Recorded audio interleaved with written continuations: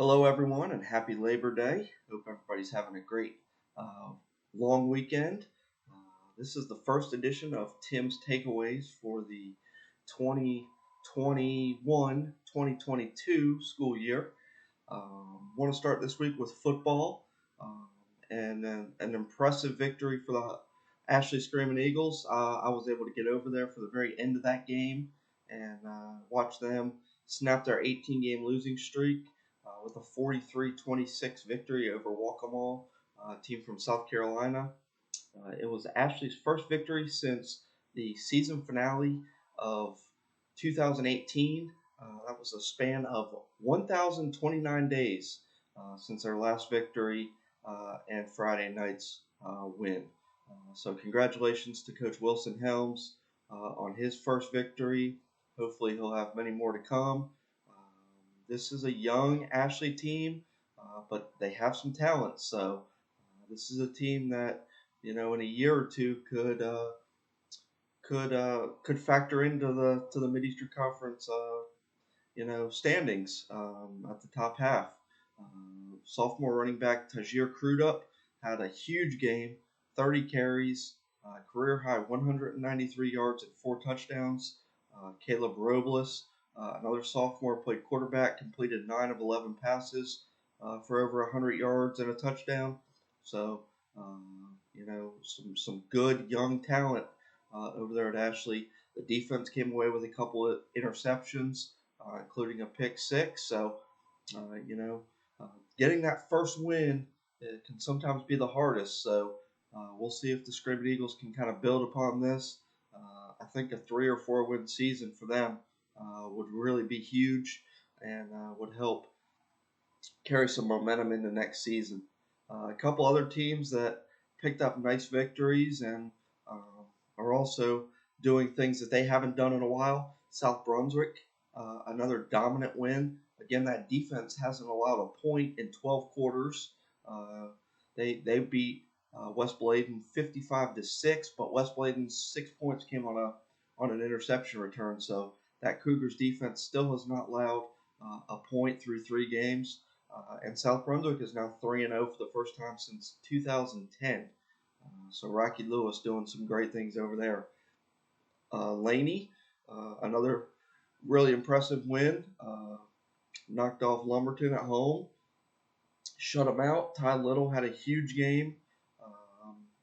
Quarterback, sophomore or junior quarterback for Laney, had a monster game.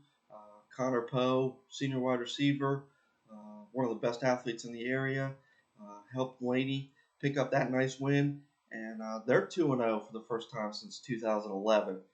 They're back at home this Friday night against East Bladen, a game that I'll be at, and looking forward to covering the Buccaneers and seeing if they can start 3-0.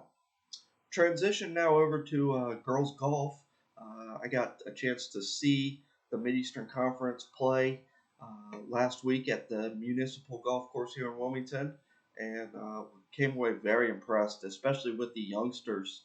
Um, I've been doing leaders each week, and if you go and look at the Mid-Eastern Conference total stroke leaders, 8 of the top 10 in that category are underclassmen, and it's led by freshman Ellie Hildreth from Hoggard, who has won medalist honors at all 3 of the Mid-Eastern Conference matches, and Hoggard has a commanding lead in the team standings. I think maybe up by 43 strokes or something like that over Topsail. So don't see anyone catching Hoggard this year, but really, really impressed with all the underclassmen. I think the future of girls golf here in Wilmington is in great hands with so many young, talented players. And I think that first tee program that is over there at the Municipal Golf Course is a big reason why. I think we're starting to see some players start at a younger age, and it's helping to build up some really talented players in this area. So excited to see how the season unfolds. I think Ellie can have one of the best freshman seasons in Mid-Eastern Conference history.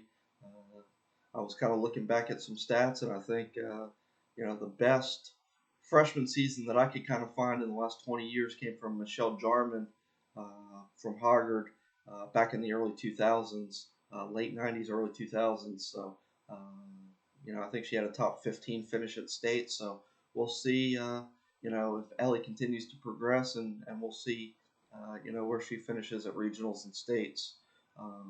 Because I'm pretty confident that she'll qualify for both of those. So the final thing I want to end with tonight is saying a congratulations to Hoggard for finishing third in the Wells Fargo Cup standings for the entire state last year. Those numbers came out earlier this week, and Cardinal Gibbons again won. I'll reserve my statements on Cardinal Gibbons. That's probably take me too long to discuss what I feel about them being allowed to participate with public schools, but nonetheless, Hoggard was third, which is a huge accomplishment for the Vikings. They had state champions, obviously, in cross country and in softball.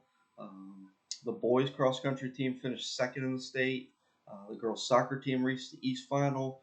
Baseball and volleyball both reached the third round. So just a fantastic season for Hoggard. Had a girls tennis team also win the double state title. I don't know if they got any Wachovia or Wells Fargo Cup points for that. I don't think so, but just wanted to give a shout out to those two girls as well for their state title. But the teams all did really well.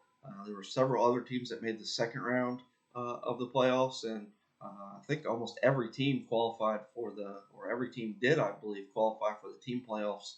Um, that that you know that could have. Some sports didn't have team playoffs, but we'll see. A lot of seniors have graduated from Harvard, so we'll see. If they can match that again this year.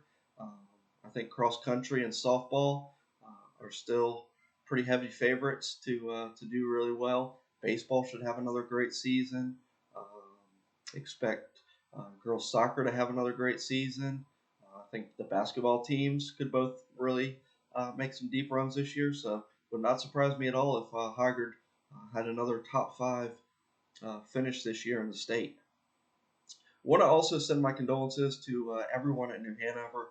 Obviously, a really tragic situation last week, and just wanted to let you guys know that you're in my thoughts and prayers, and just hope that everybody is able to recover from those tragic events and move on, and hopefully we can get these acts of violence cleaned up, because there's obviously no place for that. So hope all the students are okay, and are able to deal with this, and get the help that you need. It's okay to ask for help, if you're struggling. So please be sure to do that if you're struggling in any way.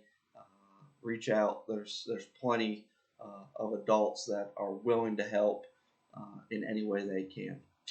I've got a busy week this week. I'll be out at a lot of different events.